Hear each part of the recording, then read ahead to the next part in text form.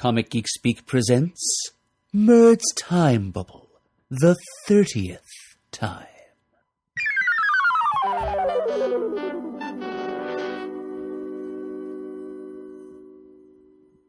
Welcome aboard the Time Bubble. I'm your host, your chronal Captain Courageous, Adam Murdo, and in my good old time transporter, I fought my way here to help you get away. That was an extremely liberal paraphrase of a line from an old ELO song.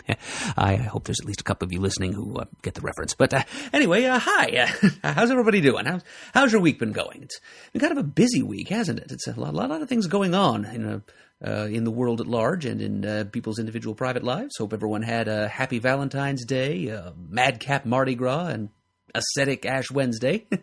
And as we all kind of settle down after the week's festivities, it's my pleasure to putter up here in my time bubble and provide you some vintage comic talk as a way of unwinding after a full week of observances and activities.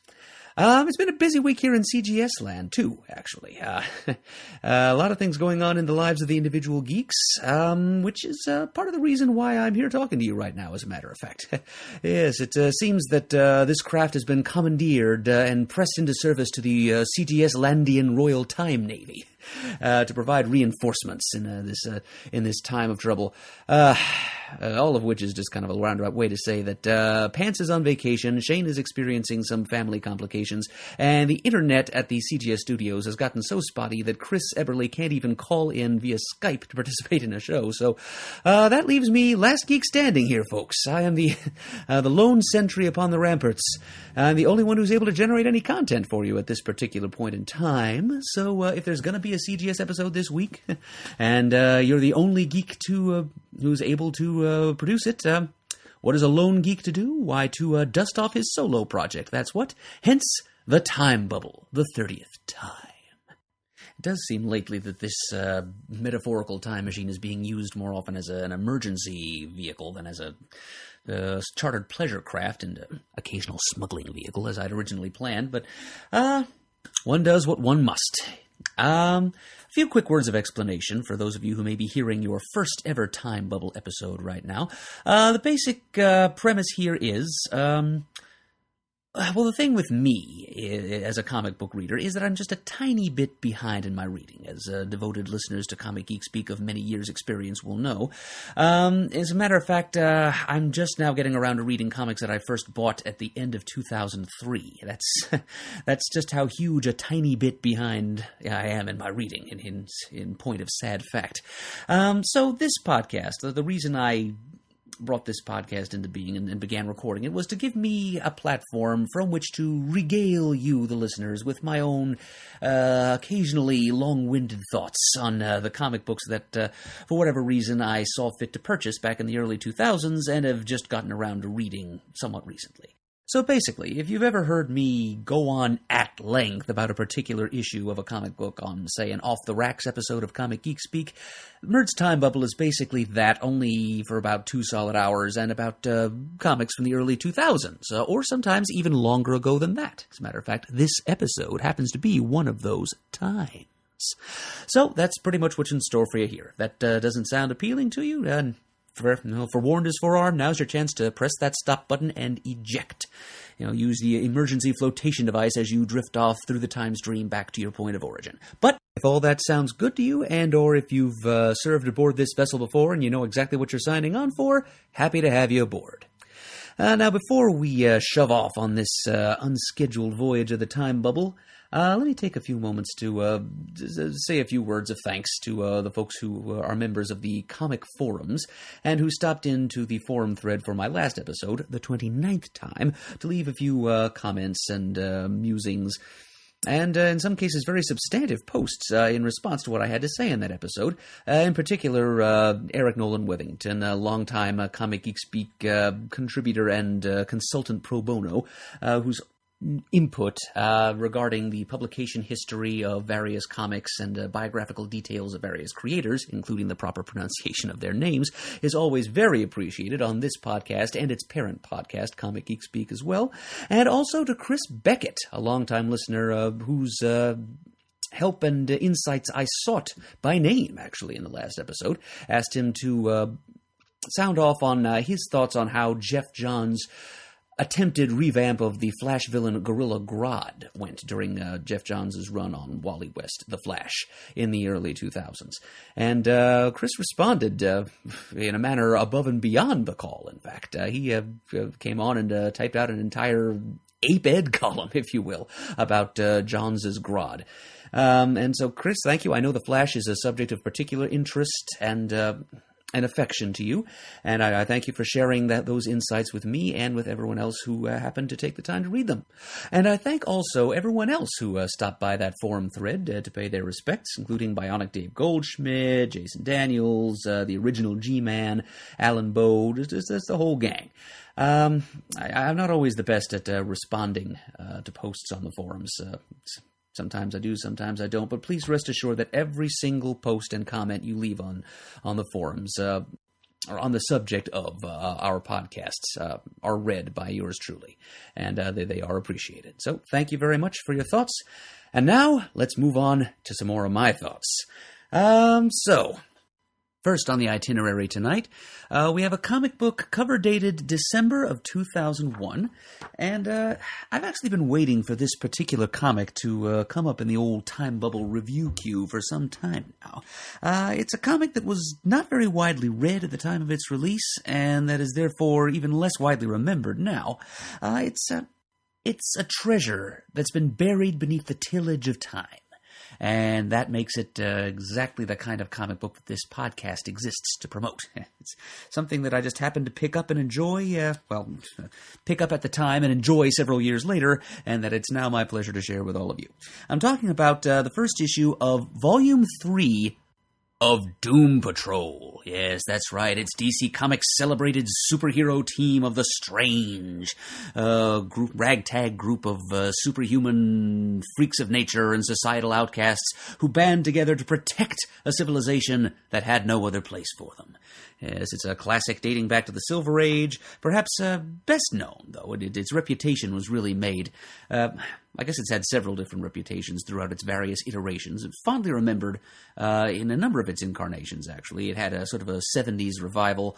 But then in the 80s, Paul Kupperberg launched a new volume of the Doom Patrol in the post-Crisis on Infinite Earths era. I think the art was originally provided by Steve Lytle. Could be wrong about that. Eventually, young Eric Larson did the artistic chores on that series. And it was that volume that gradually expanded into the ether of the unusual. And when Grant Morrison came on board as the writer in the Crawling from the Wreckage storyline. And it just blasted off into bizarre new dimensions from there and never looked back. It was that volume that began in the 80s with Paul Kupperberg that gradually mutated into the splendid, many-headed beast that is what I was beginning to talk about when I said that the Doom Patrol's reputation, or its most recent reputation, as of 2001 anyway, and the one that's probably most inextricably attached to the property, even now, was the reputation for gleefully avant-garde storytelling that began in the later issues of that 80s run, when Grant Morrison took control and gradually passed it off to Rachel Pollack, which took us through the latter half of the 80s and the early 90s. So yes, it is that reputation for the strange and the avant-garde from which Doom Patrol was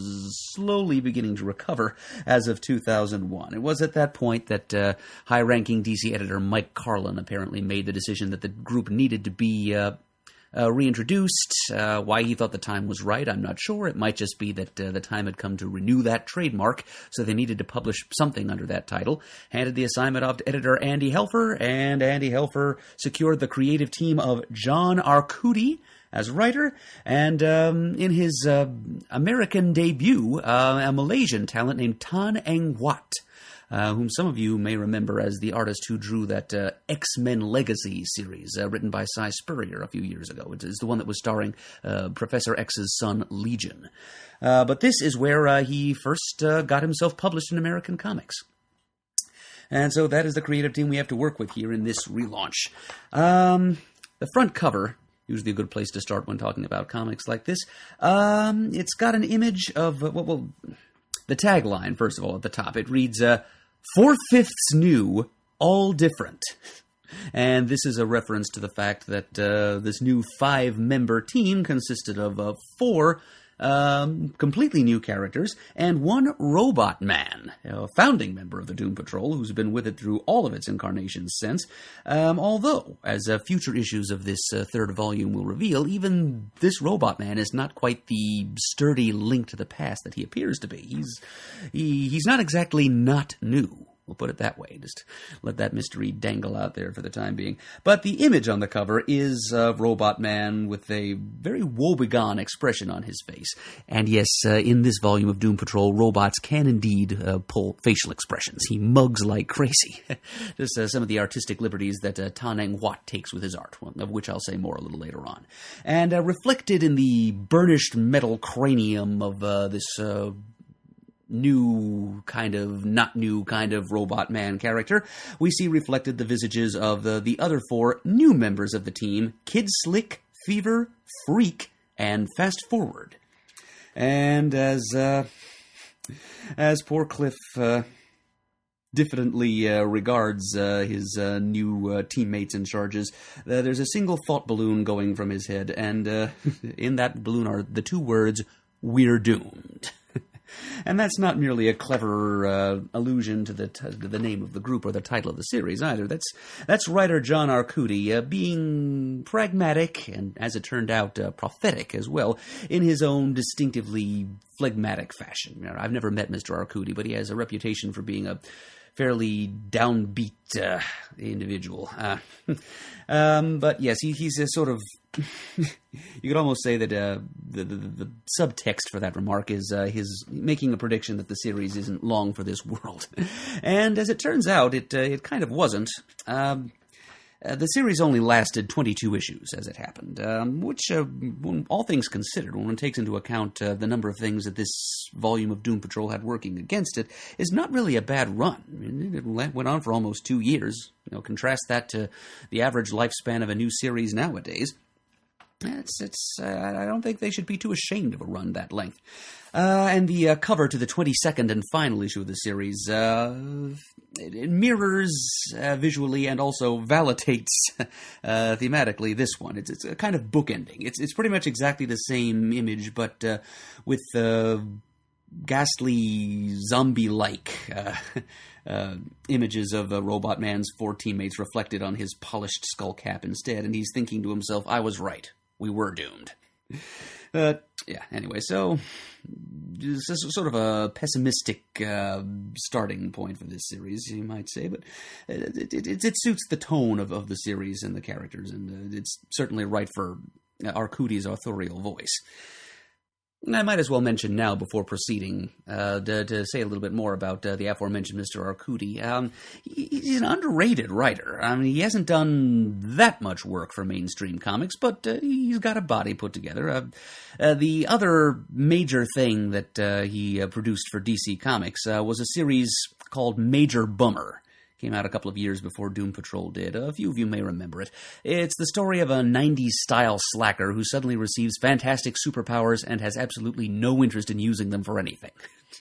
Pretty humorous concept. Series didn't last long, but I remember there were a number of people who mourned its passing and regretted that it never found a larger audience, which is kind of how I feel about this volume of Doom Patrol, come to think of it.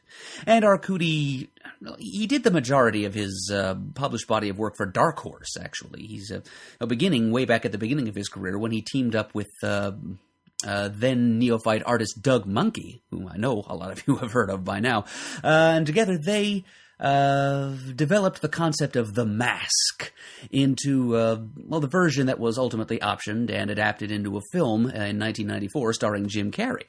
And I enjoyed that movie quite a bit during my teenage years. It's still a very entertaining film, so everyone who's ever seen or enjoyed Jim Carrey in The Mask owes a debt of gratitude to John Arcudi. And he's also done some other more recent things. He's done some, licensed miniseries for things like RoboCop and Aliens, and he created a series called The Creep about Private Eye with a form of macrocephaly. I think it's It's a sort of a tribute to the pulp fiction of which Arcudi is reportedly a fan. So his work is out there, but he's a name that I think a lot of people know, but may have a little bit of difficulty placing. So there's a bit of orientation for you. I think I'll wait until a little later on after I've gone into more what this issue and this series of Doom Patrol is like before I get into the artwork of Tan Eng Wat. But don't worry, he'll get his due attention. All right, so Volume 3 of Doom Patrol. Now, this is coming to publication maybe 7 or 8 years after the Vertigo volume had ended, leaving a definite radiation signature, let's call it, attached to the Doom Patrol concept. It was a very difficult act to follow. And you might consider this volume of Doom Patrol a somewhat tentative attempt at renaturalization for the Doom Patrol into the mainstream DC universe, bringing it back down from Planet Vertigo and attempting to reintegrate it into mainstream society, as it were. To that end, I must tip my hat to the creative team here for not just completely ignoring what had gone before in previous volumes of Doom Patrol, particularly the Morrison-Pollock years. Very difficult to engage too directly with that kind of strangeness in a mainstream superhero comic without embracing madness. But Arcudi did, at least. He didn't fully embrace if you could call it a continuity, just the oeuvre of the Vertigo, Morrison, Pollock years. But he did at least acknowledge that all that strange stuff was going on, and there are several nods, appearances of certain characters who were prominent in that run, or those runs, depending on how you want to look at it, during the Vertigo years. Just showing everyone, hey, guess what, that stuff still happened, we're not really going to go into it too much here. So it was kind of wise, I think, to take the route that they did by using mostly new characters to build this new Doom Patrol, but at the same time daring to address a few loose ends from Volume 2 eventually as the series wears on. So this volume is kind of a halfway house for the Doom Patrol as they slowly make their way back home again to the DC universe. And at least it wasn't a hard reboot because, well, that just would have been shameful. Foreshadowing to an upcoming mini rant. But anyway, so the first issue, and I guess this volume in general, opens, in fact, on the aforementioned new characters, the 4/5 new, heralded by the tagline that I read to you. They are a group of corporate-sponsored metahumans. The origins of their powers aren't really gone into in any great detail, certainly not in the first issue, and not much throughout the rest of the series either, really. But they're all, misfits, per true Doom Patrol tradition, going all the way back to the 60s. All of them with interesting personality defects that probably made the man who hired them to be professional superheroes these defects probably made this man who hired them believe that they would be easier for him to control or manipulate. This man is the man I'm mentioning here. His name is Thayer Jost. Okay, he's the organizer of this group of heroes. He's a media mogul, a venture capitalist. And a would-be superhero impresario. He wants to add this team of metahuman heroes to his portfolio, you might say. He's a clear stand-in for Maxwell Lord. Maybe with a little bit of Morgan Edge swizzled in there as well. Visually, I've been racking my brain for a couple of days now, trying to figure out which actor or celebrity he reminds me of physically. It might be someone who works in British film. But I couldn't think of a name, so we're going to go with he looks like a cross between Clark Gregg and John Cleese. Or maybe like a very young Bob Hope. He's tall, broad-shouldered. He's got a prominent forehead with a receding hairline, dark hair, kind of a strong chin, but a comically long, pointed Cyrano de Bergerac sort of nose. It's almost Dibny-esque. Cyrano de Bergerac is maybe taking it too far. The nose isn't that big, but it's pointy. It's there. It gives him kind of a whimsical, marionette-like quality to his face. He looks kind of playful, although when it comes down to it, he's all business. He's a fairly cool, calculating character. And so for reasons of his own, he has brought together this team of metahumans attempting to mold them into a marketable superhero group. And he has branded them Justice Inc. And no, I'm not mispronouncing that. It's Justice, Jostic, as in Thayer Jost, the guy's name. So not to be confused with Justice Inc., which was the title trademark that DC originated in the 70s as a way of publishing comic stories about the classic pulp hero, the Avenger, without actually using the legally contentious name Avenger. So it's nothing to do with that.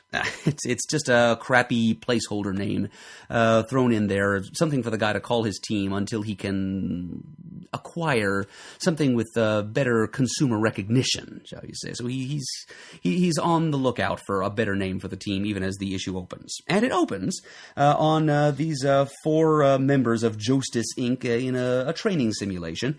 And so we get to meet them one by one. And they are Vic Darge, alias Kid Slick. Vic is a long-haired metalhead type in his early to mid-20s. Kind of surly, laconic, doesn't say much. Not really too bright, and a little bit self-conscious about all of that. He's really a more likable and less stereotypical character than I'm making him sound. His superpower is a personal friction-negating force field, which, when used correctly, allows him to slip and slide and skate along at great speeds across any available surface. But when used incorrectly, it usually ends up with him falling flat on his derriere. So he's got kind of a long road to travel towards competence. Then we have Fever, real name Shailene Lau, a young Chinese-American woman. She's a pretty good compliment for Kid Slick in a couple of different ways. She's bright-eyed and bubbly and hyper-energetic and always upbeat and chipper, but she's also ditzy and emotionally childish and borderline incompetent. She and Kid Slick are really intellectual and emotional peers. And her power set also is a good compliment because whereas Kid Slick negates friction, Fever is able to telekinetically agitate molecules and various substances around her, including the air, to generate heat. So she generates friction, he cancels it out.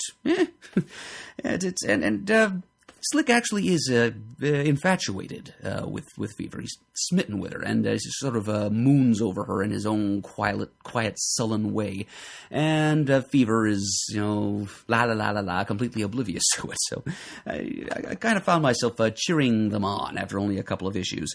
But eventually, I think they do kind of get together, but it never quite works out, as indeed nothing really does for this team, either within the stories or within the real-world context of publishing success. Anyway, moving on. Then we have the mysterious, enigmatic young Indian woman named Ava, last name unknown, alias the Freak.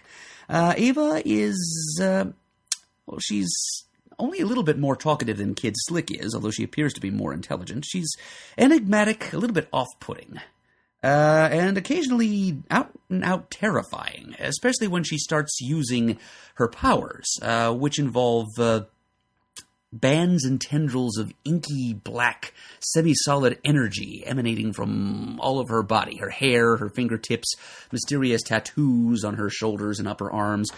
She just kind of summons this stuff forth, and it can be used to move heavy weights or to rend solid matter. She's clearly battling some inner demons, perhaps of a literal nature. I think we do actually learn a little more about her as the series wears on. But on the surface of it, her power set appears interestingly similar to the Shades, as in the Shade from James Robinson's Starman. And I'm pretty sure that if we would have seen that potential connection explored a little further, if only the title, this volume of Doom Patrol and any of its characters had really gone anywhere. So, opportunities lost. Sigh. And last of all, the man who was the leader of this group, their drill sergeant at the beginning of the story, Ted Bruder, alias Fast Forward. Ted Bruder is kind of like the Texas football coach from hell. And he does have that accent. I'm pretty sure he is supposed to be from Texas. And his leadership style over this group of raw recruits is kind of a combination of R. Lee Ermey, Gordon Ramsay, and Foghorn Leghorn. In other words, totally ineffective and slightly toxic, consisting almost entirely of negative reinforcement, criticism, and loud criticism at that. No encouragement, no commendation, and not much in the way of instruction or explanation as to what his recruits are doing wrong and how they can do it better. He's just interested in yelling at them and telling them how bad they are. And in addition to this glaring lack of leadership skills, his skill set includes the ability to... It's limited precognition. He can see 30 seconds or so into the future. Whenever he uses his power, the visual appearance of it is this blurring effect appears around his head. It's kind of like a Carmine Infantino, Barry Allen speed effect. So his head just goes for a few seconds, and when he comes back, he's able to bark revised orders at his team based on the information he gains from these little brief glimpses of the future he's able to get. That's why he's called Fast Forward. That is his code name, although unofficially, as kind of an in-joke, both among the members of the Doom Patrol in the comic, and also nod and a wink to the readers in the audience, he's nicknamed Negative Man by those serving under him because of his outspokenly negative bullying attitude. So there you go. This Doom Patrol has both a Robot Man and a Negative Man, unofficially. And as little as he likes the raw, inexperienced superheroes working under him, one gets the sense that he likes himself even less. But what he likes least of all is when the veteran superhero that Thayer Jost manages to dig up from obscurity is brought in to replace him as leader. At that point, he falls into the role of in-team antagonist and martinet pretty easily. He's constantly criticizing every single move that this new team leader makes.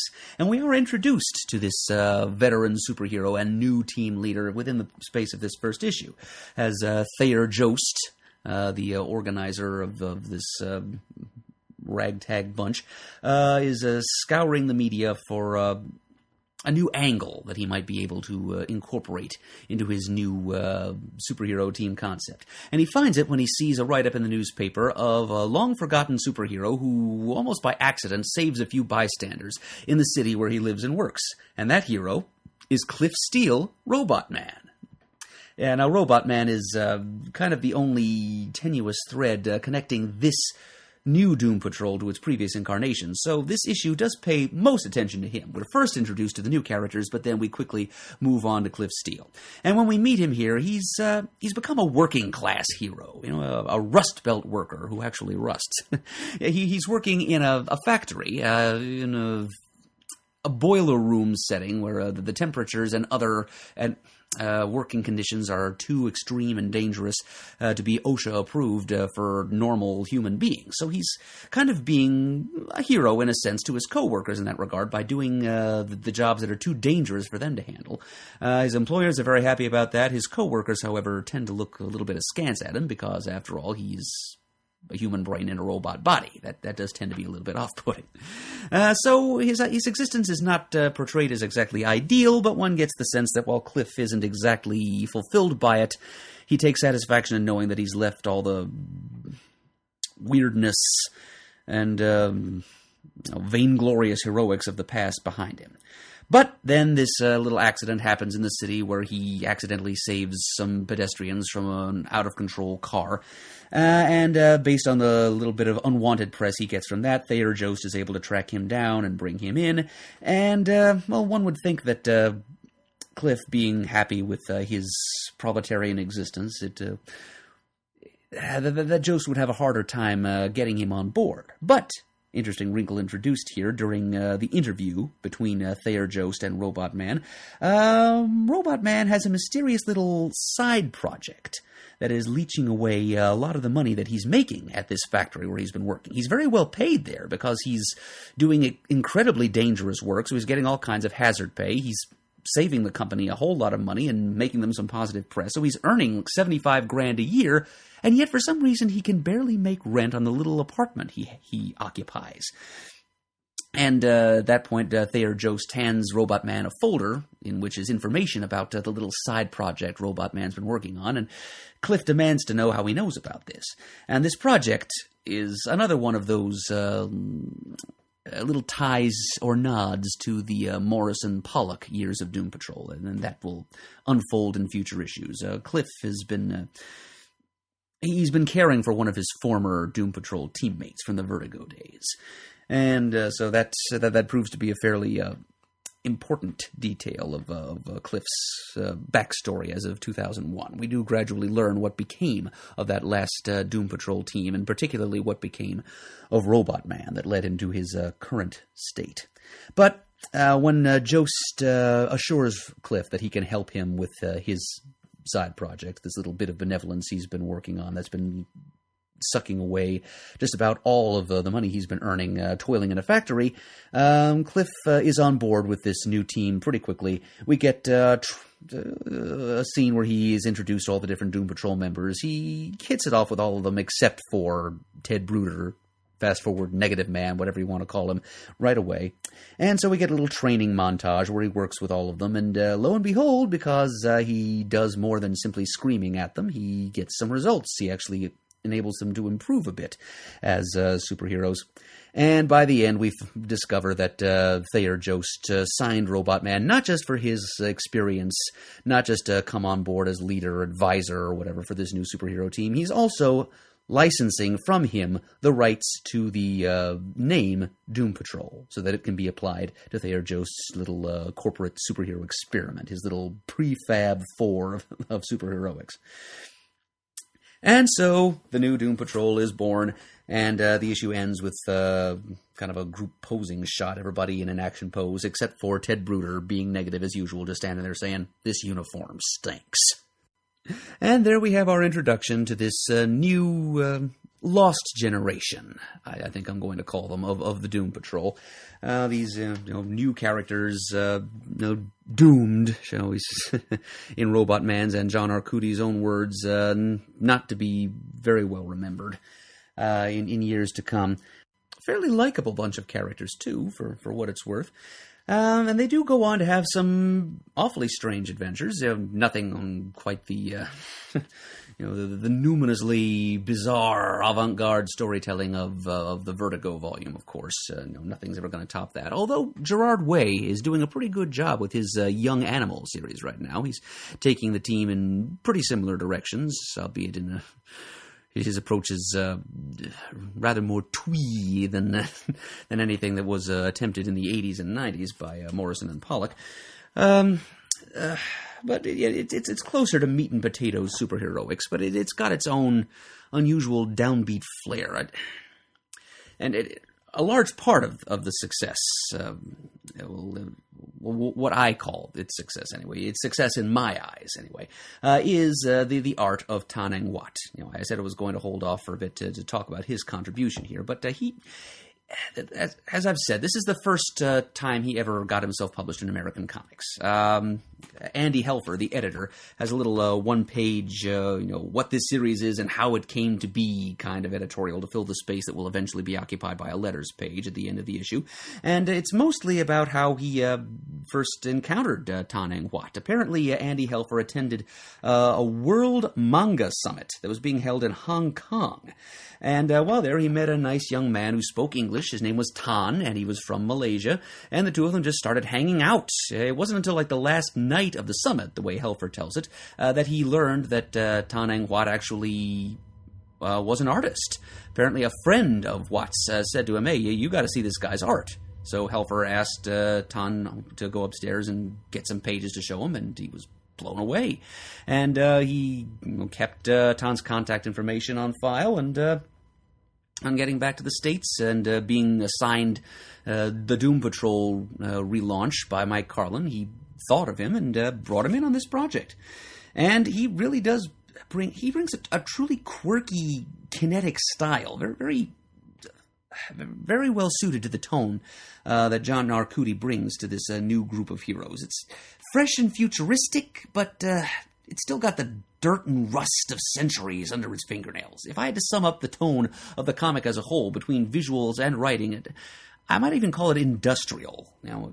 Little as not exactly the industrial music genre, of which I wouldn't know if I tripped over it, but it just kind of feels like a product of industrial urban America somehow. Just, the color palette does involve a lot of browns and rust oranges. We have to give credit to Dave Stewart for that, because he's the color artist.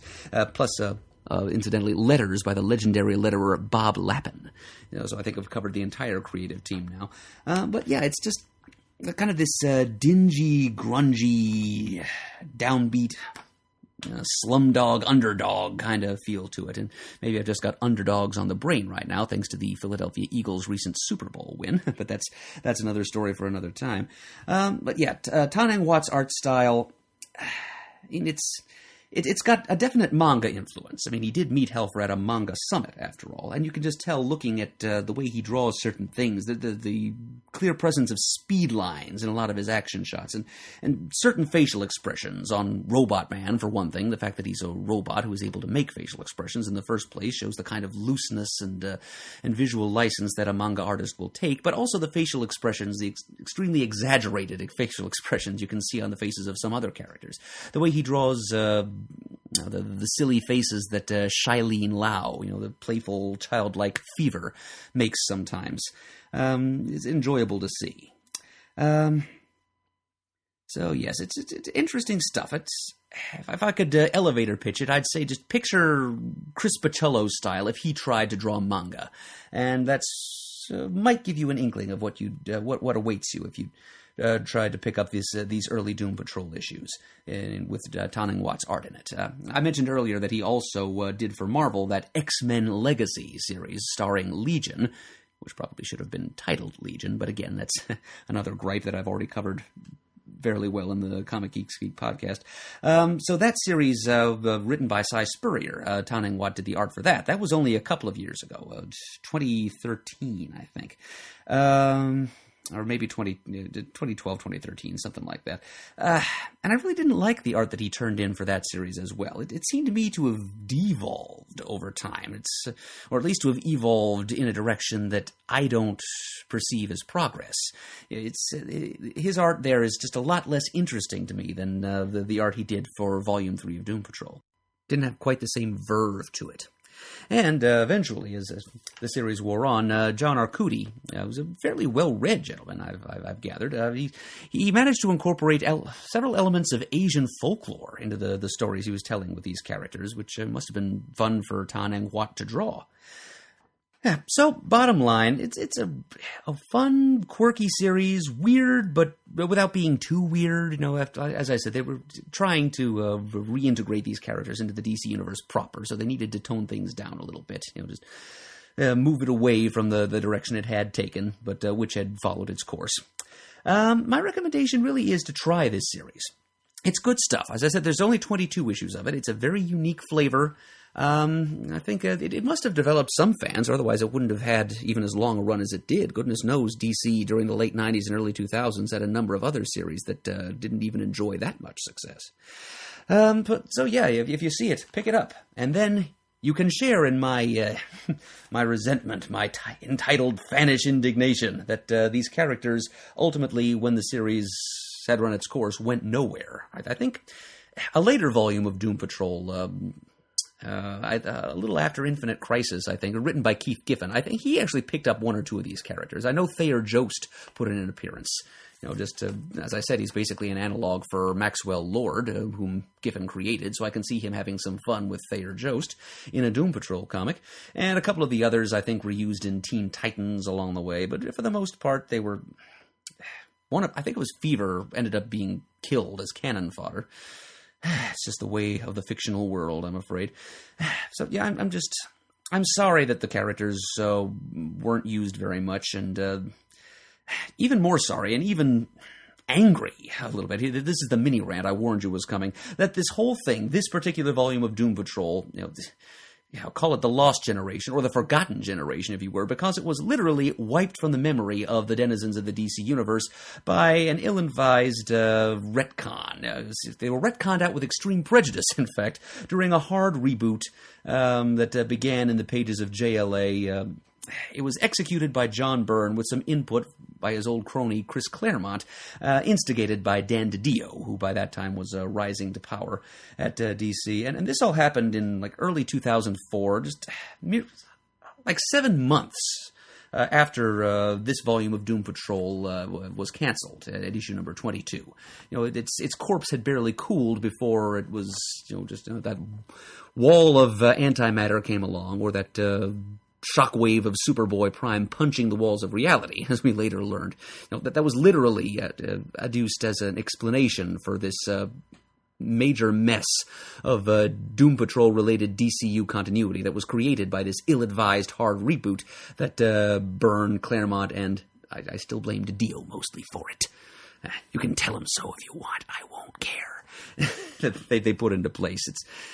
It was just a bad idea. It was like Hawkworld bad idea to try and do this with the Doom Patrol, because if the Doom Patrol just first appeared with Negative Man, Robot Man, Elastigirl for the first time in DC continuity in like 2004, how do you explain Beast Boy, who was clearly a member of the Doom Patrol, and that was a part of his backstory all along, and he was a high-profile member of the Titans at that point, so it created problems there and elsewhere, and eventually, Infinite Crisis and the revelation that Superboy of Earth Prime had been altering reality by trying to punch his way out of the extra-dimensional prison he'd found himself in since the end of Crisis on Infinite Earths. That was a convenient way to explain away what was done with the Doom Patrol, and at that point, all of the Doom Patrol's temporarily forgotten and inaccessible history came flooding back in, and we got to see some crowd scenes featuring members of the Volume 3 Doom Patrol cast, Fever and Kid Slick and so forth.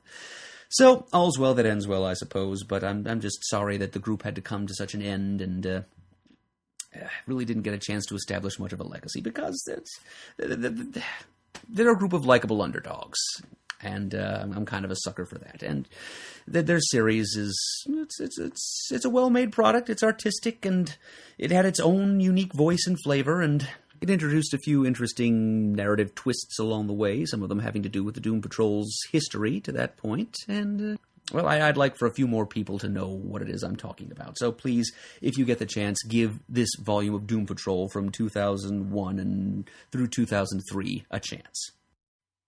Now, as we begin the middle leg of our journey through time, as we commence the intermezzo of the podcasting tone poem that is Murd's time bubble, the 30th time, let's change approaches completely here. Let's take a little shunpike out of the time stream here and jug handle back to the late Bronze Age to spend a little bit of time here talking about two offerings from Marvel Comics at that time. Two comics that just happened to figure semi-prominently in a recent fan publication that's a big favorite of ours here at Comic Geek Speak, and that would be George Corey's Comic Book Fever, put out by our good friends at Tomorrow's Publishing.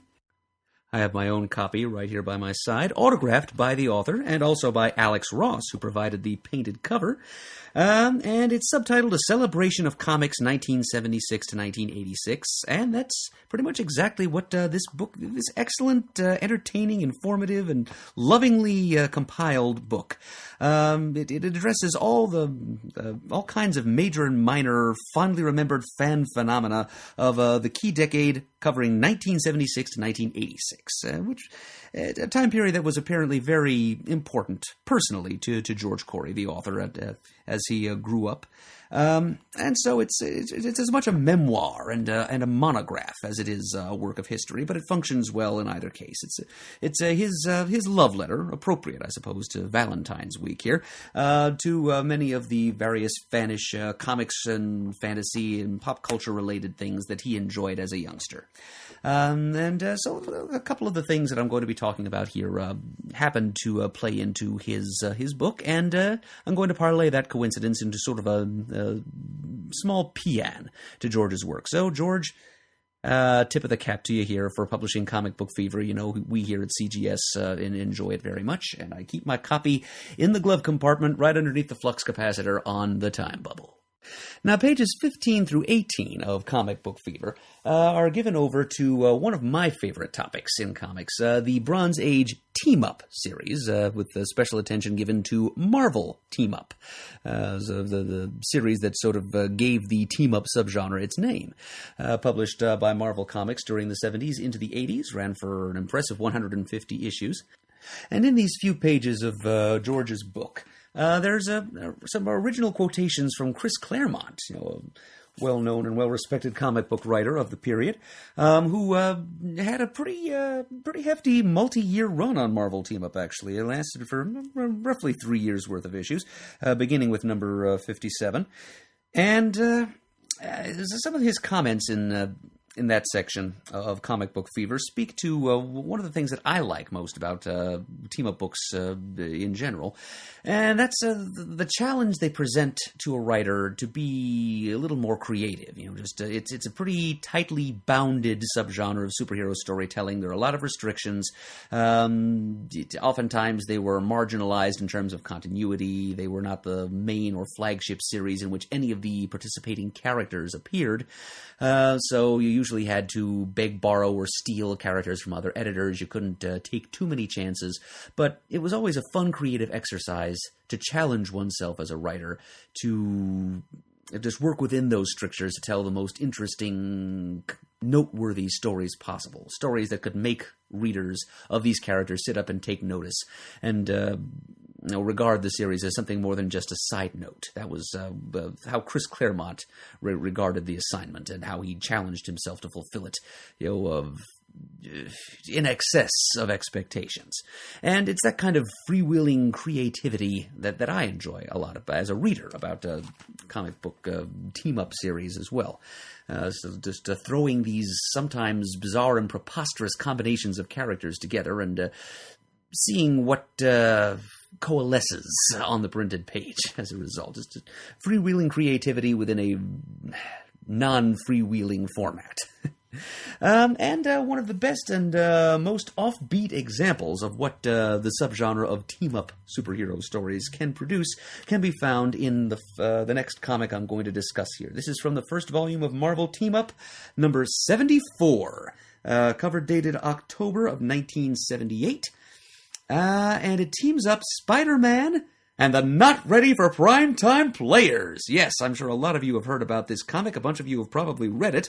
This is the Spider-Man and Saturday Night Live crossover, featuring a bunch of real-world guest stars. Putting on my best Don Pardo here. Including Dan Aykroyd, John Belushi, Jane Curtin, Garrett Morris, Bill Murray, Lorraine Newman, Gilda Radner, plus Lorne Michaels and Stan Lee himself. Thank you. I'll be appearing at the Rainbow Room after hours. So anyway, some real-life stars of the then white-hot comedy program Saturday Night Live. This thing is cover dated October of 1978, which means it was probably on newsstands around August of that year, right before SNL was about to begin its 4th season.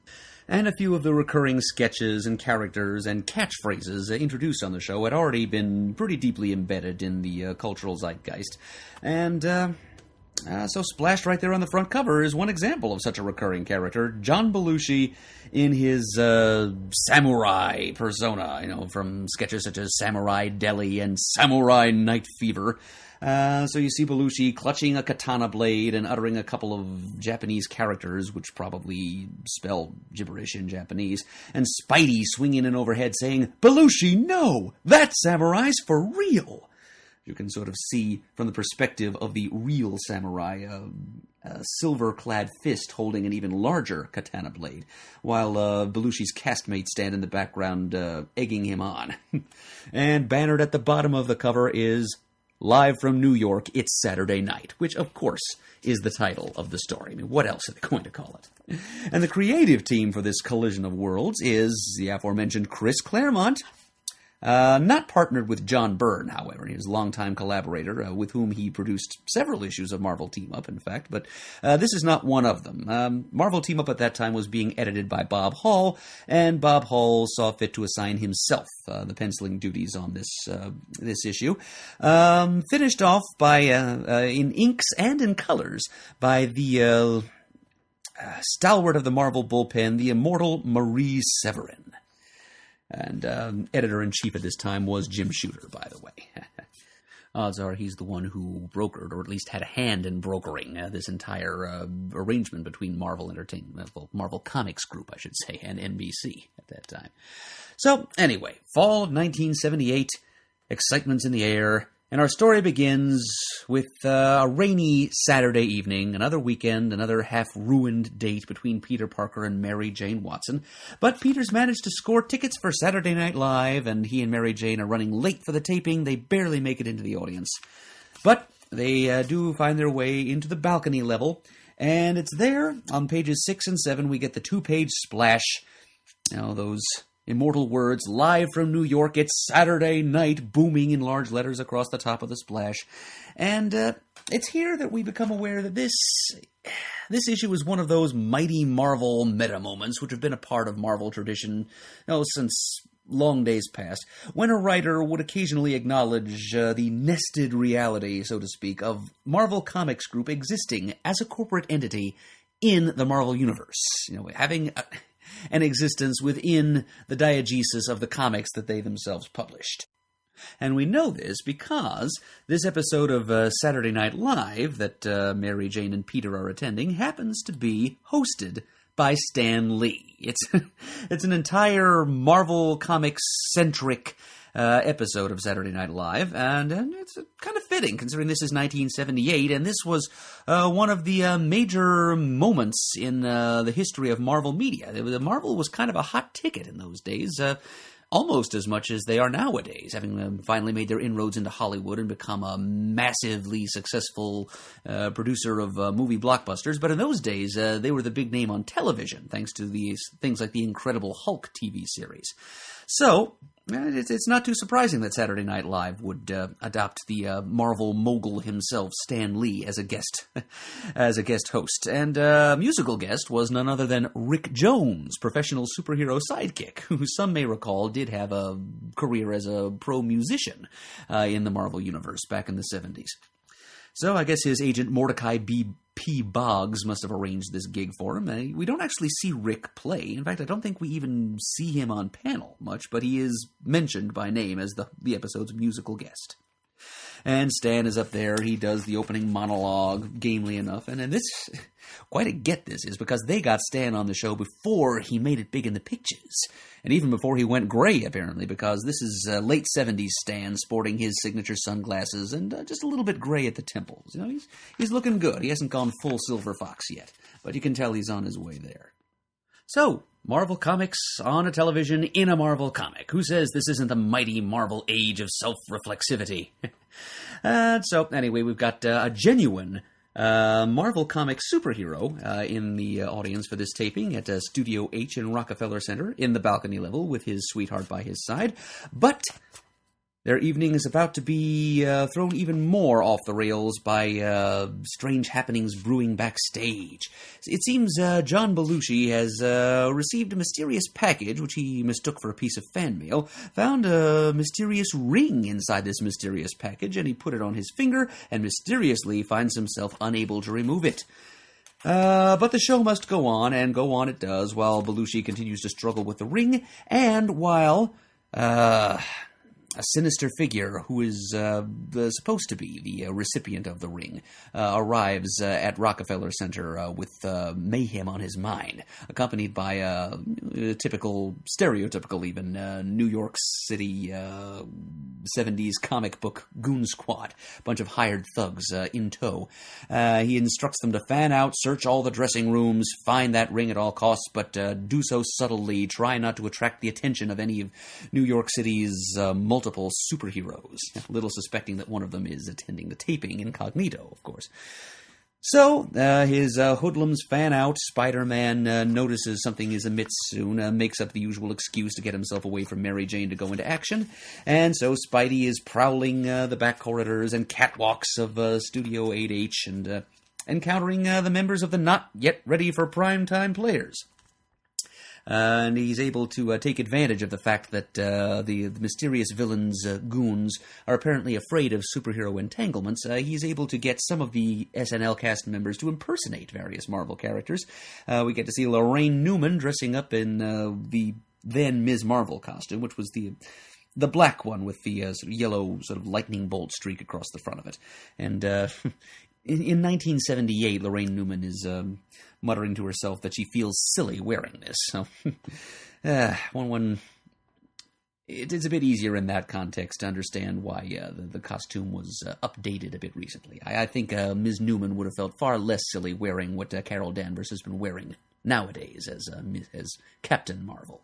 And we also get, meanwhile, Garrett Morris disguising himself as Thor and using actual electrical effects to, in essence, tase, shock into unconsciousness a few of his attackers. And apparently in 1978, a black Asgardian was something that could still be played for laughs, because that's basically what Chris Claremont does in this issue. Nobody tell Idris Elba, please. And so eventually it comes down to a confrontation between Spider-Man, backed up by some of the members of the SNL cast, and the main villain of this issue, who is none other than Kinuicho Harada, the Silver Samurai. Yes, and so in this respect, this story in Marvel Team-Up number 74 is something like an encore performance for Claremont of MTU number 57, which was Claremont's very first script on that series, because Silver Samurai was also the villain there. It's the first time Claremont used that character, the first time Spider-Man ever encountered him. It was, in fact, only the second time Silver Samurai ever appeared in comics, so a quick consultation of comicbookdb.com tells me. He first appeared in Daredevil number 111. He was created by Steve Gerber, and now here we have the second and third appearances of the character in Claremont's Marvel Team-Up. By issue number 74, he has now used the character twice as many times as Gerber, the man who created him. Go figure. But in the meantime, Claremont, who knew a thing or two about Japanese culture, did what he could in collaboration with the artist he was working on, Bob Hall in this case, to make the Silver Samurai look and act a tiny bit more like he's an actual Japanese person. His costume looks a little more authentic than the thing he was wearing in Daredevil number 111. So he is the one who is scouring the backstage area of Studio 8H to try to find this magic ring that Belushi has got stuck on his finger. So what's going on here is basically that Claremont has ripped off his central plot device, lock, stock, and barrel, from the classic Beatles film Help. And he knows it, too, because on page 30, he actually has Belushi shout out, "Help! I need somebody!" while the Silver Samurai is trying to cut his head off. Yes, that is Silver Samurai, not Silver Surfer. So, yeah, Claremont gives a pretty direct nod and a wink to his source material here. And if that is the dividing line between plagiarism and homage, then congratulations, Claremont, you've got a homage on your hands. So, yeah, it's kind of a silly issue. Eventually, Belushi does get that ring off his finger, not before there have been a couple of slapstick battles. I mentioned Garrett Morris using electrical effects to zap a couple of goons, pretending he was doing so with Mighty Mjolnir. Dan Aykroyd gets into character and foils some bad guys who had taken over the producer's booth and rescuing Lorne Michaels from their clutches. And finally, Belushi gets the ring off his finger, gives it to Silver Samurai. He puts it on. Apparently, it has the power of teleportation, so he's able to make his exit from the studio and from the story, swearing vengeance against Spider-Man when next they meet. Meanwhile, the show has gone on almost without a hitch. It's controlled chaos at Saturday Night Live. It's kind of what its viewers had come to expect from a live televised comedy show, so whatever mayhem from the battle with the Silver Samurai spilled over on stage seemed to be accepted as part of the show. And afterwards, Peter and Mary Jane reunite, where Peter discovered that Mary Jane had been indecently proposed by the handsome young man sitting on the other side of her up in the balcony, while Peter was running around playing Spider-Man and saving the SNL cast from certain doom. A couple of other fun things we got along the way. We got to see Gilda Radner deliver one of her confused commentaries in one of her signature characters, Emily Latella, on the Weekend Update segment. We got to see a cameo by Statler and Waldorf from The Muppet Show, and not directly related to the story, but in the interest of ad watch, I do sometimes like to throw the spotlight on retro advertising that I find in these older comic books I tell you about on the Time Bubble. On the inside front cover, there's an ad for The Bad News Bears Go to Japan. See it this summer, i.e. summer of 1978, at a theater near you. So, appropriate, I guess, for a comic in which the Silver Samurai is the villain. Yeah. So, this is a well-known and well-loved comic. I mean, having read it for myself, this is actually one of the earliest issues of Marvel Team-Up I ever read. It was a part of my friend Matt, my friend and co-host Matt's personal collection when I was first getting drawn into comics back in the early 90s, and he allowed me to read it then. And I just had to eventually have a copy of it for myself, as indeed I intend to eventually have a copy of every issue of Marvel Team-Up. I'm building a run. But this one's one that I was very happy to add into my stash because, I remembered it from when I was first becoming familiar with comics, and it's just a great cheesy artifact of 70s geek culture. It's fondly remembered. Having read it myself, it's an amusing novelty. It's enjoyably lighthearted in tone, but I gotta say it's a little light on actual laughs, which I did write down in my notes as LAFFS. Claremont. The Latella monologue he produced was pretty on point, but a lot of the dialogue he put into the SNL cast's mouths feels a little flat for professional comedy performers. So it's not as funny as a comic like this really ought to be. And on the art side of things, I recall thinking to myself as I read it, Bob Hall didn't do a bad job with the art, but he probably wasn't the best choice. His renderings of the different not ready for primetime players' likenesses were spotty, inconsistent, and on the whole, a little weak. Jane Curtin in particular doesn't really look like Jane Curtin in any part of the issue. So, and I think in later years, Bob Hall himself actually copped to the fact that maybe he shouldn't have assigned the art to himself. He should have gone elsewhere. But what are you going to do? It's a 40-year-old comic book, water long under the bridge. Issue is what it is, and what it is a thoroughly memorable and worthy entry into the wild and woolly world of superhero team-up comics. Now, let's move on to the other Bronze Age beauty I've got for you here from Marvel Comics, and it is just about as big a departure in tone from Marvel Team-Up number 74 as can be imagined. It's kind of appropriate that we're addressing this comic on the Time Bubble during the first week in Lent, the onset of the Holy Season, because actually I came home from an Ash Wednesday service a few nights ago, with the ashes still imposed in cruciform configuration starkly on my brow, and I came home in a solemn, contemplative mood, and I sat myself down on my sofa and picked up this comic book, the one I'm about to begin discussing with you now, and I read it, reviewed it for the purposes of discussion, and it felt right. Sometimes one's enjoyment of the things one reads, comic book or otherwise, has less to do with the actual work and more to do with the frame of mind one brings to it. The time, the place, and the emotional state in which you find yourself. And those things just came together perfectly for me to appreciate this comic to its fullest. And it's now my pleasure to introduce to you one of the crown jewels in the holy diadem of the Marvel Comics Group's output of the Bronze Age. I'm talking, of course, about that classic of comic book Catholicism, Francis, Brother of the Universe, His Complete Life Story, from 1980, a co-production of the Marvel Comics Group and the Franciscan Communications Office of New York.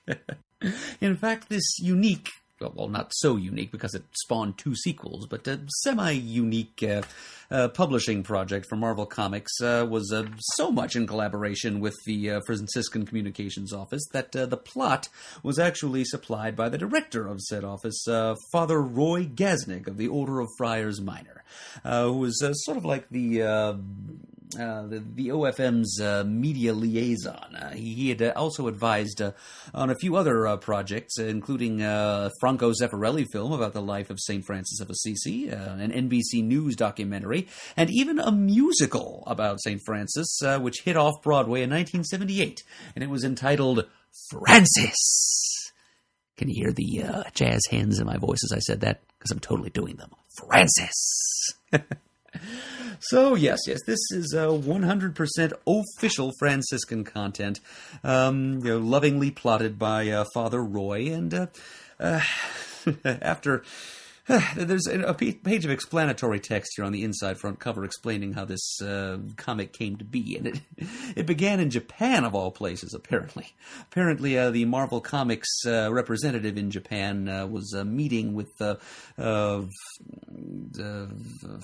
Franciscan father over there in Japan for reasons unstated here, and the father just happened to suggest, why don't you do a comic book about St. Francis? And they took the idea to heart, and they found Father Roy, who apparently was a comic book collector in his youth. He was thrilled to be involved, but just to make sure, he wasn't a professional writer. So they wanted to make sure they paired him up with a scripter who could do that nearly as much justice to the content as could Father Roy himself. And that is how one of the favorite writers of... and justly so, of my collaborator and fellow geek Chris Eberly, Jo Duffy. This was back in 1980, though, when she was still going by Mary Jo. And to hear about Ms. Duffy's involvement in this comic in her own words, I'm going to turn once again to the text of George Corey's Comic Book Fever, A Celebration of Comics, 1976 to 1986. Pages 127 and 128, in the interest of proper citation. So, Miss Duffy says... I am a Roman Catholic, and somebody, probably Jim Shooter or then Marvel President Jim Galton, or the pair of them, came to me and said, we need somebody on our team who knows how to actually write a comic book doing it. They recognized that to do a 64-page comic book, funny she should say that because the comic is actually only 48 pages long, you needed Marvel creators. They came to me, and Father Gaznick was kind enough to give me at least 10 different biographies of Francis of Assisi, all of which I read. Then I took his outline and the 10 biographies and turned it into the comic book form. And that's why he gets co-writing credit. He really launched the whole thing. Although he didn't do any of the actual writing, it was his baby.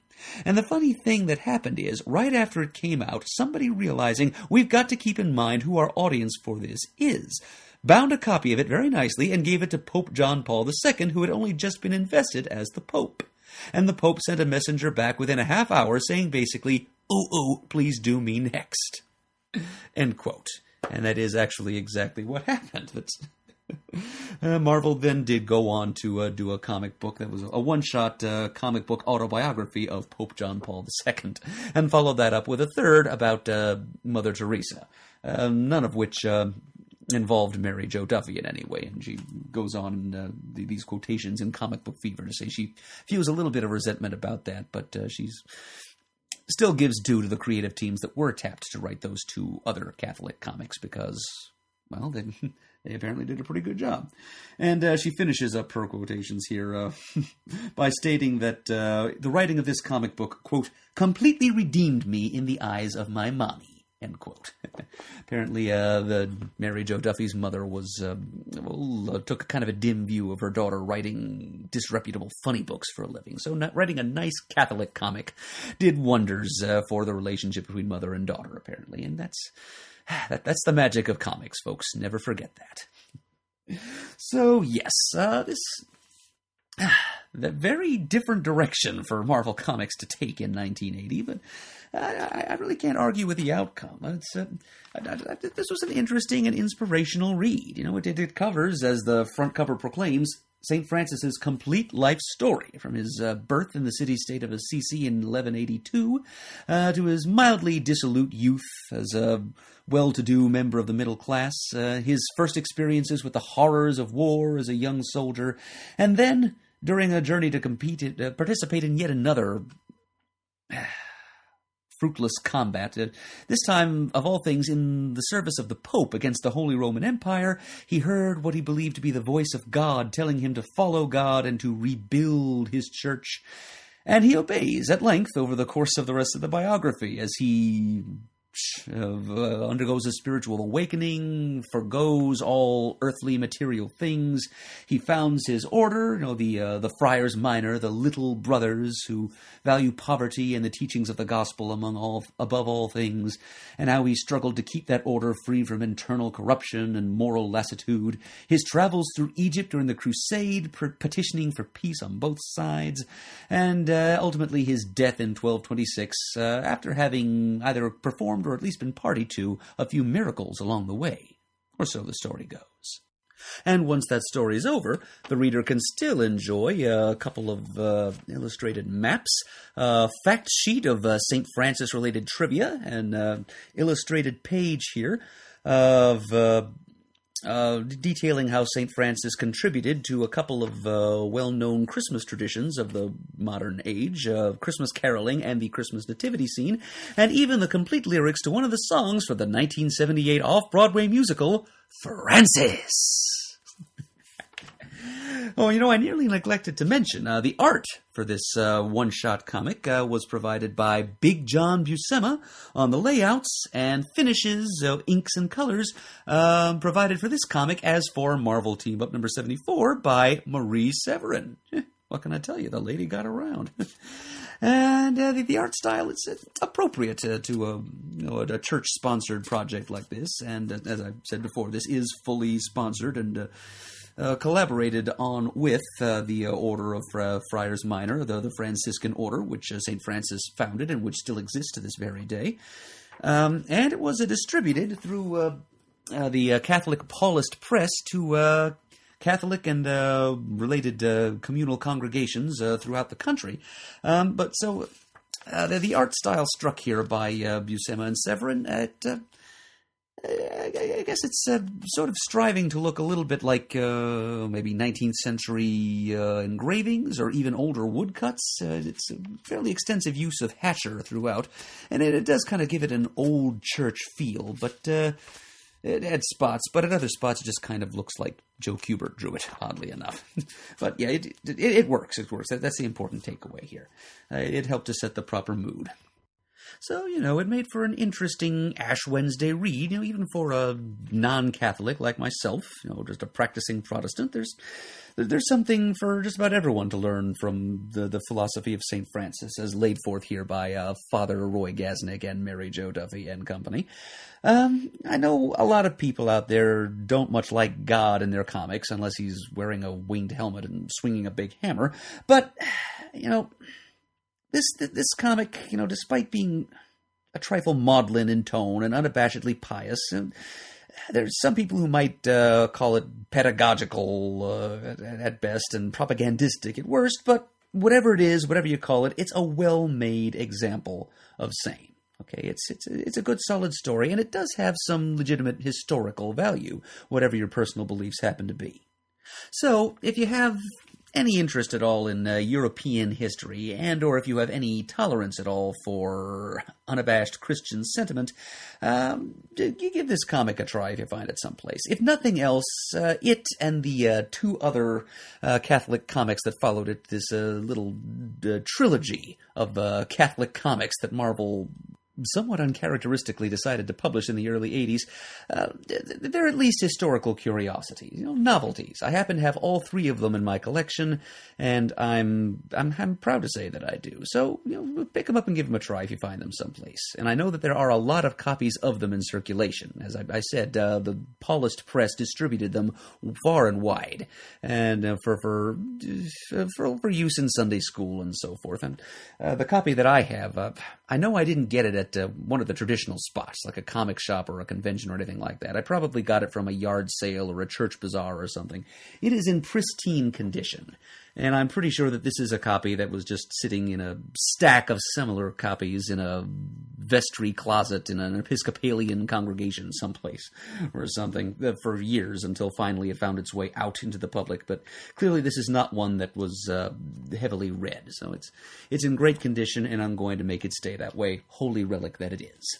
Francis, Brother of the Universe. Amen and amen. Well, that just about concludes our business here in the Bronze Age. So before we return to the far future year of 2001, I'd just like to give one more salute and one more free plug to George Corey's book, Comic Book Fever, a celebration of comics from 1976 to 1986. It really is an excellent fan press publication, and it's in common with this podcast to which you are now listening. It's a celebration of the specific segment of the author's personal timeline as a fan of comic books, and also, hopefully, in common with this podcast. It's entertaining and engaging throughout. If you've got any vested interest in, the comics and comics-related texts and products of the day, do yourself a favor and check it out. So then, let's hang a temporal Yui here and head ourselves back to the point in time that's really more the concern of this podcast generally, with a few occasional retroactive exceptions, such as this side trip to the Bronze Age, and talk about one more comic from 2001 before we wrap things up here on this edition of the Time Bubble. This is another thing that was cover dated December 2001, like the Doom Patrol issue I opened with. Now, I know in my last episode of the Time Bubble, the 29th time, we did our little... we had our little Ding Dong the Witch is Dead celebration over the conclusion of the sprawling, unruly beast of a crossover that was Our Worlds at War, which dominated DC's publishing line for much of the summer of 2001. But no sooner should we get that out of our system when what should DC bring down the pike just 2 months after Our Worlds at War wrapped up, but another large, line-wide, intrusive crossover, crossing over with most of the titles DC published for.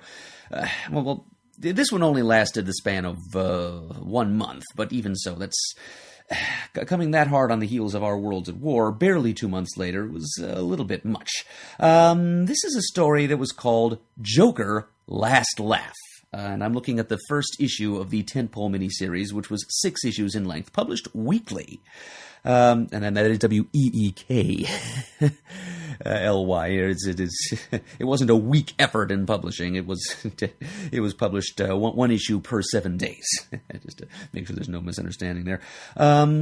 So this month-long weekly Joker event was the brainchild of co-writers Chuck Dixon and Scott Beatty, a pair of writers who would also team up on the Batgirl Year 1 miniseries 1 year later. The art chores are handled by a variety of artists, actually. It's a different penciler and inker in each of the 6 issues of this miniseries, so it creates kind of a motley visual crazy quilt visually for the 6-issue miniseries, which is appropriate for a story about the Joker. Issue number 1 has art by Pete Woods. Issue 2 is drawn by Marcos Martin, who would also team up with Dixon and Beatty for the Batgirl Year 1 miniseries a year later. Issue number 3, Walter McDaniel. Issue 4, Andy Kuhn. Issue 5, Ron Randall. And issue 6, Rick Burchett. And it's all bound up beneath... the issue number 1 and the final issue, issue 6, sport just sickeningly scrumptious Brian Boland covers. If you're going to get a guy to do covers to lend some class to a project like this regarding the Joker, I mean, few artists have done the Joker better justice than Boland. I refer you, of course, to the Alan Moore-written Batman the Killing Joke graphic novel, if you need any further proof. But yeah, the cover to issue 1 has the Joker standing there, full regalia, the tuxedo, the purple string tie, and he's sort of juggling a sickly apple-green DC Comics bullet in his one outstretched gloved hand, and he's grinning out at the reader, and his speech bubble says, "This one'll really kill you." Well, I don't know if it killed me, but it sure killed DC crossovers for a while. Yes, more on that in a moment. So, yes, the issue number 1 kicks off here with this Joker event. And I'll give you the quick and dirty here. As we open, the Joker is incarcerated, not in Arkham Asylum as usual, but in Slabside Island Penitentiary, or the Slab for short, which is the DC Universe's version of Marvel's The Vault, as a prison primarily for metahumans, superpowered criminals. It's not really explained what the Joker is doing there in this issue. I think that's something that Chuck Dixon set up in a regular issue of one of the other titles he was writing at that time, which included Nightwing and Birds of Prey, a series that was just starting its 3rd year when Last Laugh began publication. So the Joker is in the Slab, in Block J, conveniently enough. Apparently they take him seriously enough to name the entire cell block after him. And as the story opens, the Joker has just had... well, I shouldn't say that. The story opens not with the Joker at all, but with some other characters. I'll return to that, too. But when we first see the Joker in this first issue, he's just received some very bad news from the prison doctors. He's been diagnosed with a terminal, inoperable brain tumor. And the Joker, as may perhaps be expected, doesn't take the news all that well. He cycles through all the classical 7 stages of grief in just under 5 minutes, and then sets about plotting and planning, and very soon thereafter, I think within the same afternoon, instigates a massive riot in Cell Block J, where some very dangerous superhuman inmates are incarcerated. Security goes rushing in to try and stop the riot, but they use one of their fail-safe measures, which involves releasing some canisters of metagene inhibitor gas, which are a part of the sprinkler system in all of the major wings of the prison. So they release that, little knowing that the Joker has already tampered with the formula of the gases in those canisters, turning it into sort of like a prison toilet wine equivalent of... it's a raw and dirty reformulation of Joker venom. So... rather than subduing the population in the midst of this riot, releasing the metagene inhibitor creates instead dozens of Jokers, many of them with superpowers. So it just... all these characters incarcerated in there with the Joker suddenly find themselves with chalk-white skin, green hair, ruby lips, rictus grin, and deranged, lunatic outlook on life. So we got a whole bunch of Jokers. And they're running riot inside the prison. And, of course, the reaction is swift from DC's superhero community.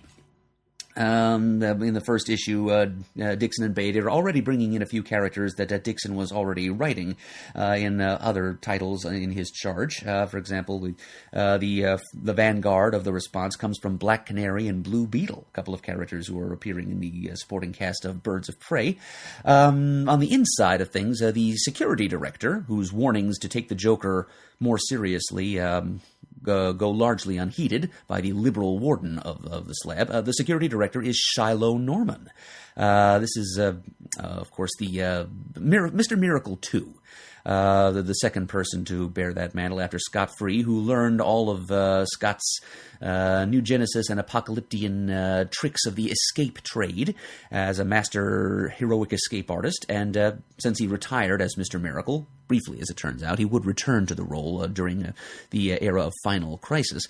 But Shiloh Norman at this point in time has retired from heroism and is just acting as a security consultant, and he's the one who designed a lot of the security measures and fail-safes at the prison, although he couldn't get the warden to listen to his urgings to put the Joker in a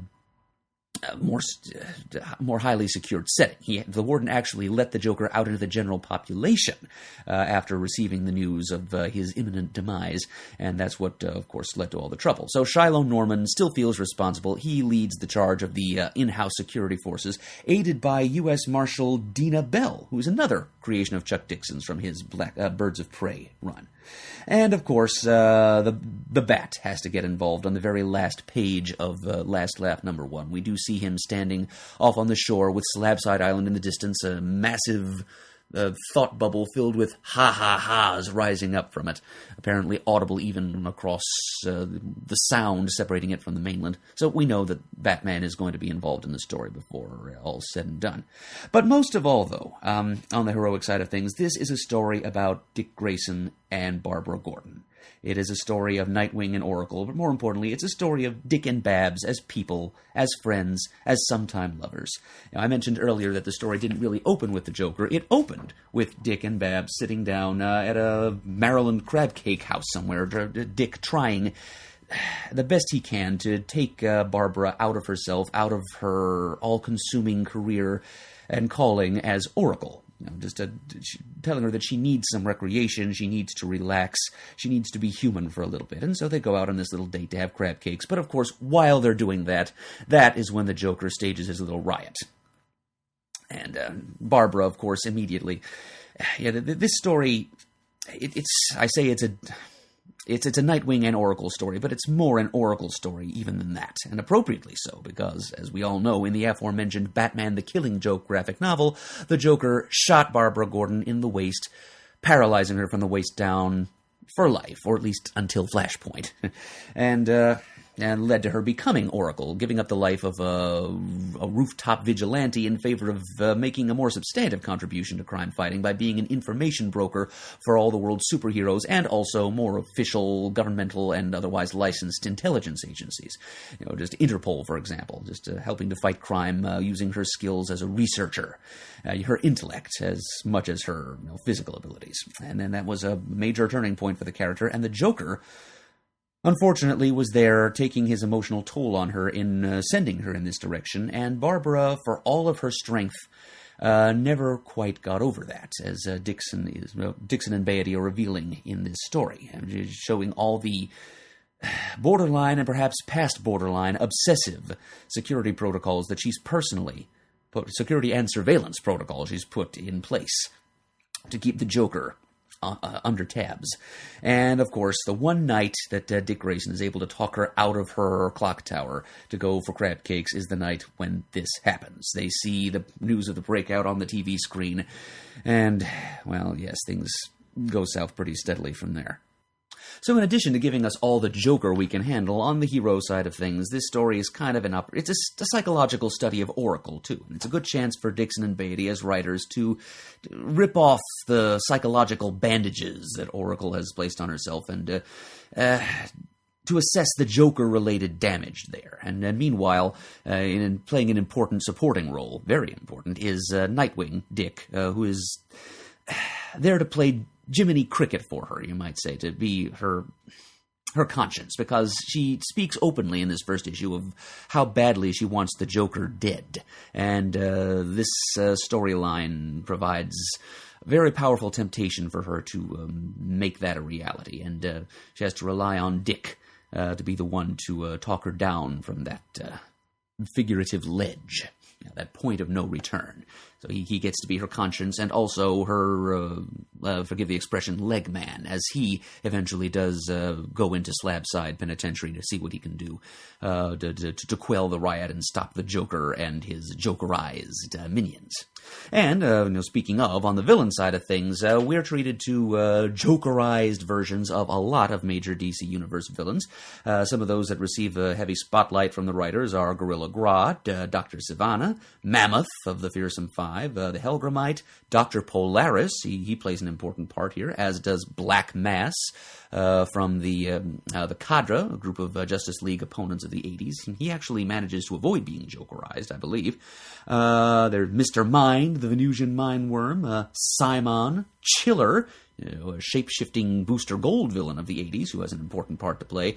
And let us not forget Multi-Man, Duncan Pramble, old opponent of the the Challengers of the Unknown, who also became a member of the Injustice League and Justice League Antarctica. I mentioned him in the first issue of the Keith Giffen-written Suicide Squad series a time or two ago, and he, just a couple of months after Suicide Squad #1, in fact, here he is at the slab, and poor Multi, he doesn't get Jokerized either, but that he suffers much more than any of the characters who did inhale the Joker venom. He becomes a sick, violent running gag in this series. Multi-Man's power, you see, is to, every time he is physically killed, instantly regenerate himself, return from death with a different superpower.